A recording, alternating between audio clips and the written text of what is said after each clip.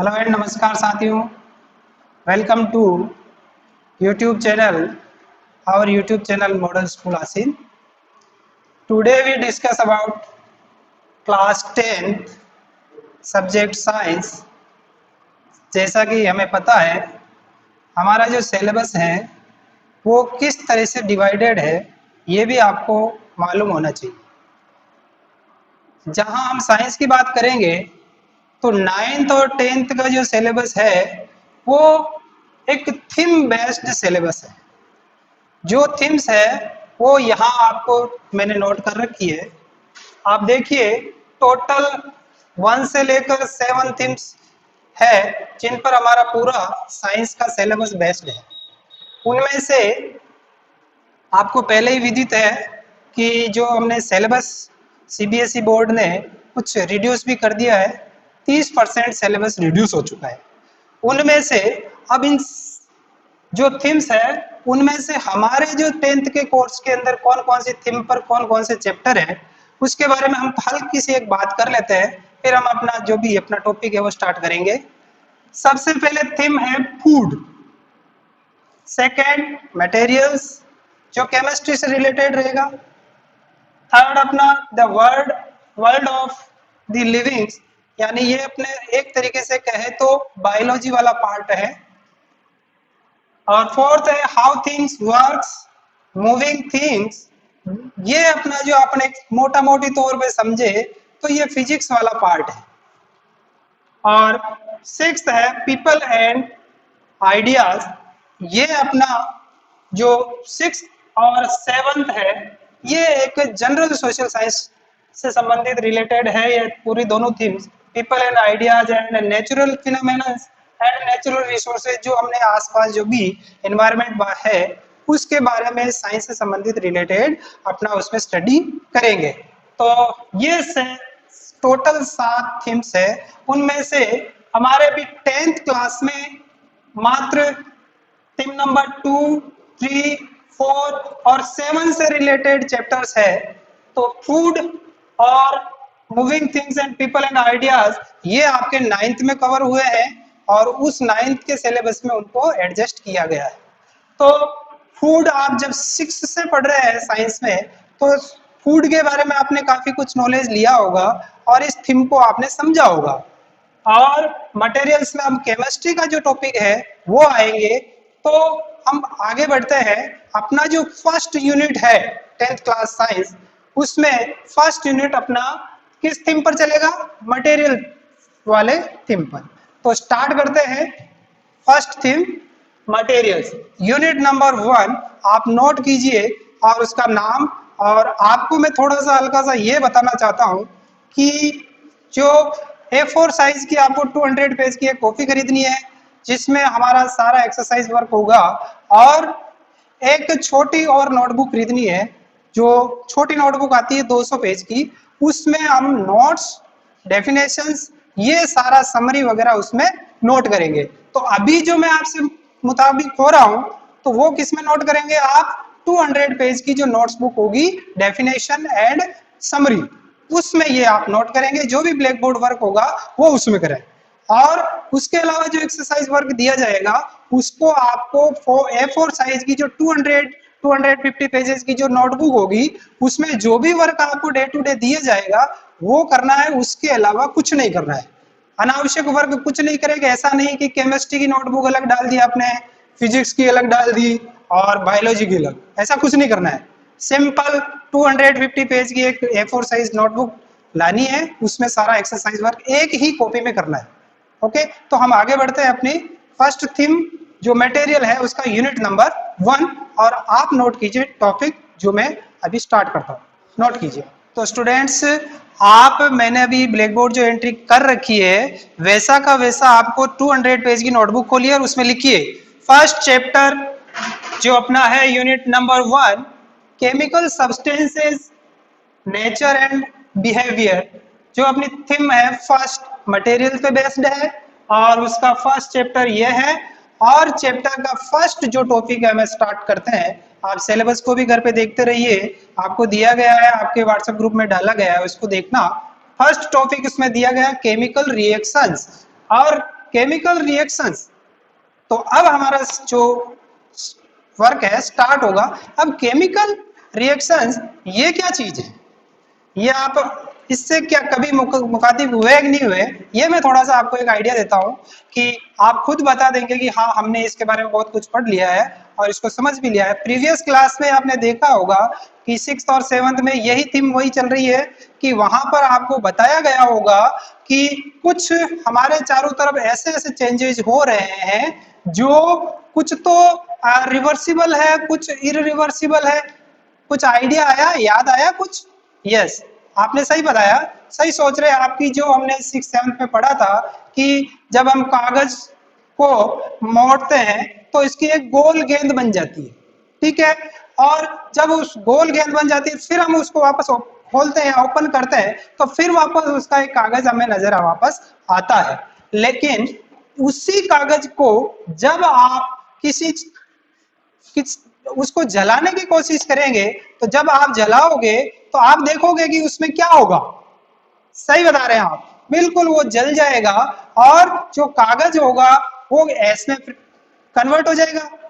तो अब मैं ये आपसे पूछना चाहता हूं कि आपने दोनों जो मैंने एक बताया एक्सपेरिमेंट उसमें कुछ डिफरेंस पता लगा? बिल्कुल यही पता लगा आपको कि एक जगह आप जब पेपर को मोड़ रहे हैं, एक गोल गेंद बना रहे हैं, तो उसकी जो साइज और शेप चेंज हो गया और नया कुछ और कुछ चेंज नहीं हुआ। लेकिन जब सेकेंड स्टेप में जब आपने एक्सपेरिमेंट मैंने कहा था कि जब उसको हम जला देते हैं तो कुछ चेंज होता है, उसकी शेप एंड साइज तो चेंज हो ही जाती है। उसके साथ साथ आप देखिए कि उसका जो कलर है वो भी, जैसे व्हाइट पेपर था तो वो आपका क्या हो गया, ब्लैक ब्लैक एस में कन्वर्ट हो गया। तो अब मैं आपसे पूछूं कि अगर इस ब्लैक जो राख है इससे आप वापस रिवर्सिबल कर सकते हो, यानी उससे आपको वापस पेपर मिल सकता है? कतई नहीं मिलेगा, क्योंकि ये परमानेंट चेंज है। तो एक में आपको पेपर वापस उसको ओपन कर रहे हैं तो बिल्कुल मिल रहा है, एक चेंज ऐसा हो रहा है, एक चेंज ऐसा हो रहा है जिसमें वो एस में कन्वर्ट हो रहा है। तो हम बिल्कुल ये छोटा सा एक दो टाइप के चेंज आपको नजर आए, वही दो टाइप के चेंज से हमारा जो यूनिट है वो स्टार्ट होगा। तो फर्स्ट ये कैसे स्टार्ट हो रहा है, देखिए, changes are two types of changes.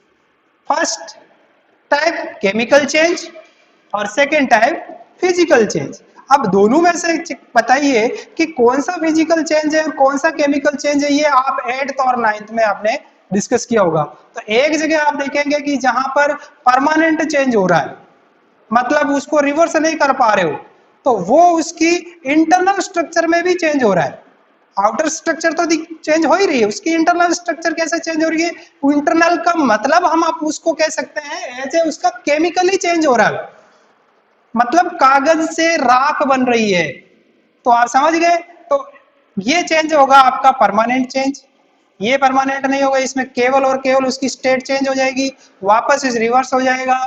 मतलब आप सब समझते हैं, रोज आप आइस कहीं ना कहीं यूज करते हैं डेली लाइफ में। आइस को देखिए, पानी होता है, बिल्कुल लिक्विड होता है। पानी को आप जब फ्रीज में रखते हैं, कुछ टाइम बाद जब आप देखते हैं तो वो आइस में कन्वर्ट हो जाता है। मतलब वो पहले क्या था, लिक्विड था, लिक्विड से क्या हो गया, सॉलिड। अब आप वापस उसको ओपन एरिया में रखेंगे आइस को, तो वापस वो किसमें हो गया, लिक्विड। मतलब पानी पानी ही है, ठीक है। तो ये इस टाइप का चेंज जिसमें केवल स्टेट चेंज हो रहा है, नॉट केमिकली चेंज हो रहा है। केवल स्टेट चेंज होना आपका क्या होगा, फिजिकल चेंज होगा। और जहां पर आपके इंटरनल स्ट्रक्चर यानी केमिकली उसमें प्रॉपर्टीज चेंज हो जाती है, तो उसको हम केमिकल चेंज कह सकते हैं। तो नोट कीजिए कि केमिकल चेंज में क्या क्या चेंजेज होते हैं, हम उसको एक नोट वाइज नोट कर लीजिए। ये आपके नोटबुक में लिख लिया। तो to types of change, physical and chemical. तो फर्स्ट है केमिकल चेंज को हम कैसे, उसमें क्या क्या चेंजेज होते हैं वो मैं अभी आपको थोड़ा सा इसका आइडिया एक पॉइंट वाइज हम लिख लेते हैं, आप भी अपनी नोटबुक में लिखिए। ओके, हाँ, तो मैं बात कर रहा था, अपन बात करें कि केमिकल चेंज में क्या क्या होता है, केमिकल प्रॉपर्टीज में क्या चेंज होता है, तो उसको हम डिस्कस करेंगे। उसके बाद अपना जो नेक्स्ट जस्ट टॉपिक आएगा, इसी से नाम वर्ड ऐसा सेम मिलेगा, केमिकल चेंज और केमिकल रिएक्शंस।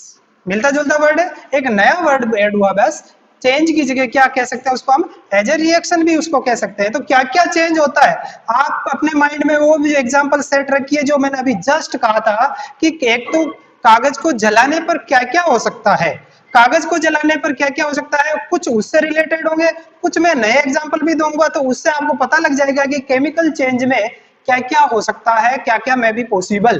फर्स्ट इसमें होगा आप देखिए change of state of substance, state of substance भी चेंज होगी, इसका आइडिया लग गया होगा। पहले आपका जो जैसे हमने आइस और वाटर का भी दिया था और उसके अलावा वो तो आपका सिंपल एक फिजिकल चेंज हो गया, समझ में आ गया। पर केमिकल चेंज में भी स्टेट ऑफ मैटर की भी चेंज हो सकती है। कैसे हो सकती है ये देखिए कि कुछ आप देखिए वाटर को देखिए जो आप यूज करते हैं वो मेनली क्या है, हाइड्रोजन गैस और ऑक्सीजन गैस, दोनों गैसेज हैं। दोनों गैसेज के आपस में कॉम्बिनेशन यानी रिएक्शन से क्या बनेगा, पानी H2O जो लिक्विड फॉर्म में। तो स्टेट ऑफ सब्सटेंस भी चेंज होता है केमिकल चेंज में। सेकेंड होता है change of colour of substance, substance का कलर भी चेंज हो सकता है। मतलब कागज को जलाया तो पहले व्हाइट पेपर था तो वो ब्लैक एश में कन्वर्ट हो गया, तो न्यू प्रोडक्ट, न्यू प्रोडक्ट क्या हो गया, ब्लैक कलर, ब्लैक से व्हाइट, व्हाइट से ब्लैक। थर्ड इसमें क्या हो सकता है, इवोल्यूशन ऑफ हीट, जहां पर भी केमिकल चेंज होगा या केमिकल रिएक्शन होगी वहां पर हीट प्रोड्यूस हो सकती है। समझ में आ गया। मतलब पेपर को जब आप जला रहे हो तो उसमें आप देखते हो ना कि उससे कुछ हीट उत्पन्न होती है, गर्मी है। तो ये यहाँ ऐसा होता है कि इवोल्यूशन ऑफ हीट हो सकता है। एब्जॉर्प्शन ऑफ हीट, मतलब हीट एब्जॉर्ब भी हो सकती है और रिलीज भी हो सकती है। तो कागज के केस में क्या है, हीट क्या हो रही है, रिलीज हो रही है। लेकिन कुछ रिएक्शंस ऐसी होगी जिसमें हीट एब्जॉर्ब भी होगी, मतलब आप उसमें जब केमिकल कोई रिएक्शन होगी तो वो उसका जो पहले ऑलरेडी जो टेम्परेचर था उससे कम हो जाएगा। तो ये हम इस टॉपिक को हम थोड़ा और आगे जब अपना ये नया टॉपिक इसमें आएगा टाइप्स ऑफ केमिकल रिएक्शंस उसमें हम देखेंगे। तो वहां हीट का अपन exothermic endothermic two types of reactions है, तो वो इस वर्ड को आप वहां पर रिमाइंड कर लीजिएगा कि इवोल्यूशन ऑफ हीट मतलब एक्सोथर्मिक रिएक्शंस और absorption of heat endothermic reactions. Third इसके बाद evolution of gas, chemical change जहां होगा या जहां पर भी केमिकल रिएक्शंस, वर्ड सेम है, चेंज और रिएक्शन एक वर्ड चेंज होगा सिंपली सा। तो आप वहां देखिए कि evolution of a new gas, new gas का मतलब आपने देखा होगा घर पे आपने सब, हम सब दूध पीते हैं, दूध, दूध को जब आप उसको जमा देते हैं नया उससे प्रोडक्ट बनता है, उसमें थोड़ा सा कुछ भी खट्टी चीज डाल देते हैं छाछ वगैरह तो उससे आपका दही बन जाता है। और दही को आप कभी हिलाना तो उसमें से बुलबुले निकलते हैं, बबल्स निकलते हैं, उसमें क्या होती है आप उसको कभी सूंघना उसमें गैस होती है। तो वहां पर भी आपका लिक्विड जो मिल्क था वो सेमी सॉलिड कर्ड में चेंज हो गया, तो वहां स्टेट भी चेंज हो गई। समझ में आ गया। तो यहाँ पर इवोल्यूशन ऑफ गैस ये भी हो सकता है केमिकल रिएक्शन में। और इवोल्यूशन ऑफ लाइट, मतलब लाइट भी प्रोड्यूस हो सकती है। आपने देखा होगा जब हम दीपावली पर पटाखे यूज करते हैं तो पटाखे जब हम जलाते हैं तो पहले पटाखा जैसे जलता है उसके बाद एक लाइट पैदा होती है, उजाला है, और उसके साथ साउंड, रिवोल्यूशन ऑफ साउंड। तो वहां आप पटाखे का जो आंसर दोगे उसमें लाइट भी प्रोड्यूस हो रही है, इवोल्यूट हो रही है, और साउंड भी इवोल्यूट हो रही है। तो हम इस तरीके से कह सकते हैं कि जहां जहां केमिकल चेंज होगा उस मैटर या मटेरियल की इंटरनल केमिकल प्रॉपर्टीज चेंज हो रही है। केमिकल प्रॉपर्टीज में चेंज होना और न्यू प्रोडक्ट बनाना। स्टार्टिंग में क्या था, व्हाइट पेपर, न्यू प्रोडक्ट बनाना मतलब जो उसकी राख बन गई वो एक न्यू प्रोडक्ट है। और कुछ CO2 गैस जो हम जलाते हैं उससे धुआं होता है वो एक नई प्रोडक्ट बन गया। तो इस तरीके से कुछ चीजें मिलकर कुछ नई चीजें बनाना, मतलब समझ में आ गया है? मतलब जो चीजें मिलकर नया जो प्रोडक्ट बन रहा है, तो जो पहले था उसको हम कहेंगे रिएक्टेंट, प्रीवियस पोजीशन, और जो न्यू प्रोडक्ट होगा, समझ में आया, वो होगा प्रोडक्ट। तो केमिकल रिएक्शंस को आप डिफाइन इजीली कर सकते हैं जहां पर कुछ रिएक्टेंट्स मिलकर एक केमिकली चेंज होगा, उनकी केमिकली प्रॉपर्टीज चेंज होगी, वहां एक रिएक्शन होगी और वो एक न्यू प्रोडक्ट बनाएगा। तो चलिए आप एक डेफिनेशन लिख लीजिए, इसी के साथ हम आगे बढ़ते हैं और अपना एक केमिकल रिएक्शंस का एक सिंपल सा इसकी एक डेफिनेशन लिखते थे, शॉर्ट एंड स्वीट। और यही आपको लर्न करनी है, एक्स्ट्रा कुछ नहीं है, ये पॉइंट टू पॉइंट याद कीजिए, अनावश्यक नहीं याद करना है, ठीक है ना। तो लिखिए अपन definition of chemical reactions. Okay, तो केमिकल चेंज के हमने अभी जस्ट आप देखिए कि केमिकल रिएक्शंस, केमिकल चेंज ही क्या है, केमिकल रिएक्शन है। केमिकल रिएक्शन, अब उसको हम एज ए सिंपल वर्ड में डिफाइन कैसे करें, तो आप जो इतनी देर हमने बात की थी उसी के आधार पे आप सिंपल वर्ड में आप उसको डेफिनेशन लिख भी सकते हैं। यहाँ यही नहीं कि यही लिखे तो आपको नंबर मिलेंगे, ऐसा कुछ नहीं है। आप अपनी खुद से विवेक से भी उसका कुछ रिएक्शन को अपने वर्ड में डिफाइन करेंगे तो कर सकते हैं। तो केमिकल रिएक्शन, तो it is a chemical change, ये हमने अभी जस्ट डिस्कस कर लिया है। Chemical changes in which one and more new substance, इस वर्ड को आप बिल्कुल प्लान कर लीजिए कंप्लीट कि यहां पर जब भी केमिकल रिएक्शन की बात होगी तो वहां कुछ ना कुछ न्यू प्रोडक्ट बन रहा है। न्यू प्रोडक्ट का मतलब न्यू सब्सटेंस, न्यू सब्सटेंस का मतलब अपने साइंटिफिक बोले तो न्यू केमिकल है।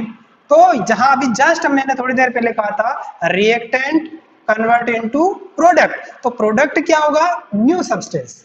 तो a chemical changes in which one or more new substances are formed are occurs, यानी प्राप्त हो रहे हैं आपको विथ, पर उसके साथ क्या चेंज हो रहा है, with different composition and properties. जो नया प्रोडक्ट बन रहा है वो जो प्रीवियस जो केमिकल था उससे बिल्कुल ही अलग न्यू कंपोजिशन, डिफरेंट कंपोजिशन।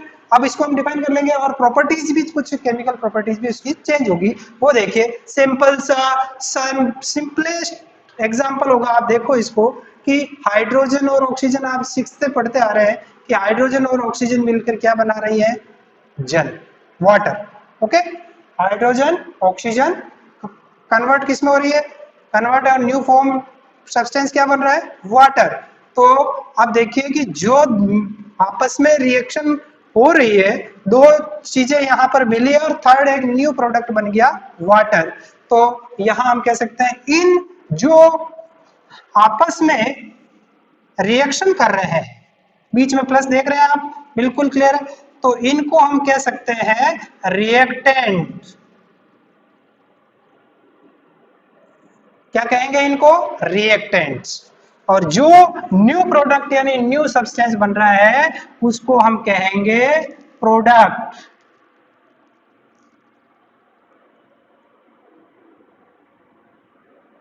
ठीक है, तो अब आप इसको यहां पर भी एडजस्ट कर सकते हैं कि chemical change in which one and more new products are formed and with different composition and properties. जो प्रोडक्ट होगा उसकी जो केमिकल प्रॉपर्टीज होगी, उसका कंपोजिशन जो उसका होगा वो रिएक्टेंट से बिल्कुल डिफरेंट होगा।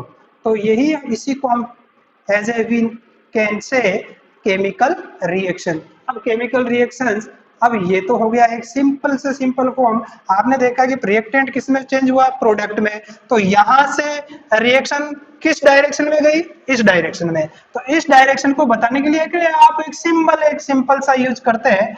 तो ये सिंबल जो होगा ये आपकी जो भी केमिकल रिएक्शन होगी उसकी डायरेक्शन को बताएगा। सिंपल, समझ में आ गया, मतलब रिएक्टेंट से प्रोडक्ट, तो ये डायरेक्शन बताएगा। और इस एरो के जो सिंबल है इसके जो लेफ्ट में होगा, मतलब जो इधर है वो लेफ्ट में क्या होंगे, हमेशा रिएक्टेंट्स होंगे। ये ध्यान रखें कि रिएक्टेंट्स, और ये भी नहीं है कि रिएक्टेंट सिंगल भी हो सकता है, सिंगल मोर देन वन भी हो सकता है, टू एंड मोर भी हो सकता है। और ये जब आपस में रिएक्शन करेंगे तो हम इनको थोड़ा अलग अलग सिंबल लिखेंगे। जो मैंने 9th में आपको बताया था कि एक आपको मैंने एक टेबल लर्न करने के लिए कहा था कि जिसमें एलिमेंट्स के सिंबल थे। क्लियर है, रिमाइंड कीजिए, रिकॉल दैट।